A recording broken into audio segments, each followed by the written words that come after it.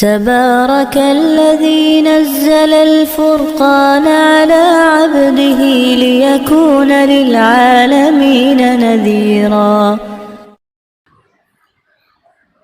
الحمد لله رب العالمين والعاقبة للمتقين والصلاة والسلام على سيد الأنبياء وإمام المرسلين وعلى آلہ وأصحابہ اجمعین۔ اہل کتاب کی چال بازیاں، ان کی دنیا سے محبت اور آخرت سے دوری، اور شریعت کے اندر ملاوٹ کرنے سے نہ ڈرنا، ایسے بڑے بڑے گناہ کر کے بھی خوش ہونا اور اپنے گناہ پہ تعریف کی تمنا کرنا، گناہ بھی کرنا اور گناہ پہ تعریف کی تمنا کرنا۔ اور گناہ بھی کون سا؟ جو اللہ کا حکم تورات میں، انجیل میں نازل ہوا ہو، ایسے حکم کو چھپا دینا اور لوگوں کو غلط بیان کرنا اور اس کے اوپر بھی خوش ہونا۔ اللہ جل شانہ نے ان کے اس بری عادت کی وضاحت فرمائی ہے۔ اعوذ باللہ من الشیطان الرجیم، بسم اللہ الرحمن الرحیم۔ وَإِذْ أَخَذَ اللَّهُ مِيثَاقَ الَّذِينَ أُوتُوا الْكِتَابَ لَتُبَيِّنُنَّهُ لِلنَّاسِ وَلَا تَكْتُمُونَهُ فَنَبَذُوهُ وَرَاءَ ظُهُورِهِمْ وَاشْتَرَوْا بِهِ ثَمَنًا قَلِيلًا فَبِئْسَ مَا يَشْتَرُونَ۔ اور ان کی وہ بری عادت بھی یاد رکھنے کے قابل ہیں جب اللہ تعالیٰ نے اہل کتاب سے یہ وعدہ لیا کہ تم آسمانی کتاب کی باتوں کو صاف صاف لوگوں کو بتلاؤ گے، اس میں سے کچھ بھی چھپاؤ گے نہیں۔ ان لوگوں نے اس بات کو، اس حکم کو پس پشت ڈال دیا اور چھوڑ دیا، اور اللہ کے احکامات کو بیچ کر دنیا کے چند پیسے خریدنے لگے۔ فبئس ما یشترون، جو یہ خرید رہے تھے بہت بری چیز تھی۔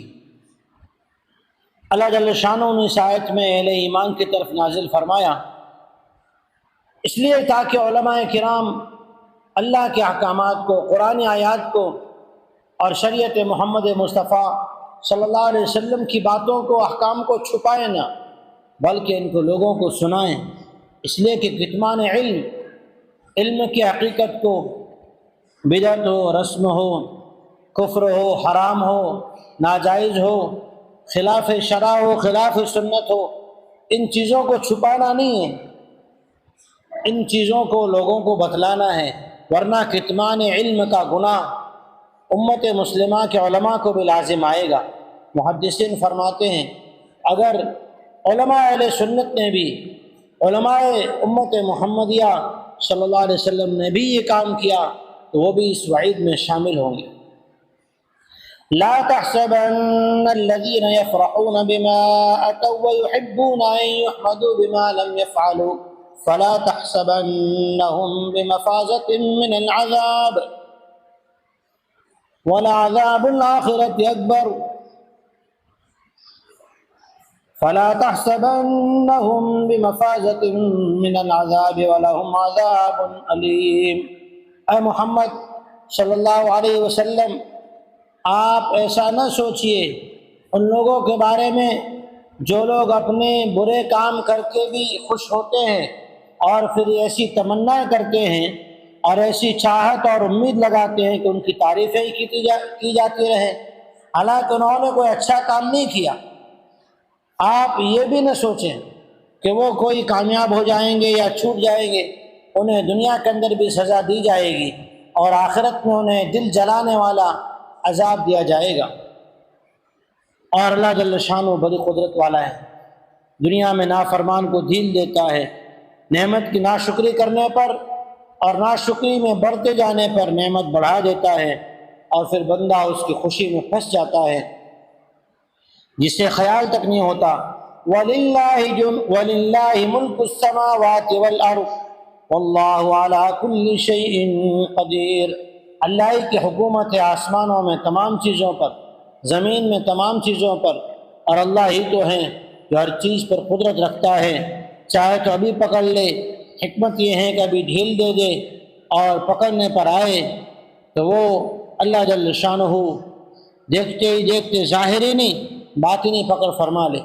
اللہ کیسا ہے؟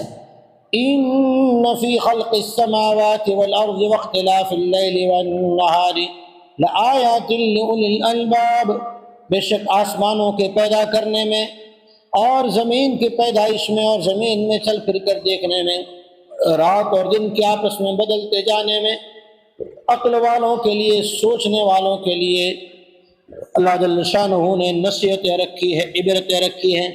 اللہ تعالیٰ نے لآیات، بہت ساری نشانیاں، لآیت نہیں بہت ساری نشانیاں، لأولی الالباب، الباب کہتے ہیں لب مانے بھیجا، الباب اس کی جمع ہے۔ اللہ نے یہ نہیں کہا لأولی الاذہان، لأولی العقلاء نہیں، بلکہ اللہ نے یہ کہا جن کے اندر عقل ہے۔ عقل والے کون ہیں؟ بھیجے والے کون ہیں؟ سمجھدار کون ہیں؟ ان کا بیان اللہ تعالیٰ نے اگلی آیات میں ان کی علامتیں بیان کی ہے۔ اللہ تعالیٰ ہمیں کتمان علم سے، علم کے چھپانے سے حفاظت فرمائے، اور اللہ تعالیٰ کی فرما برداری کرنے کی، احکامات کی پابندی کرنے کی توفیق عطا فرمائے۔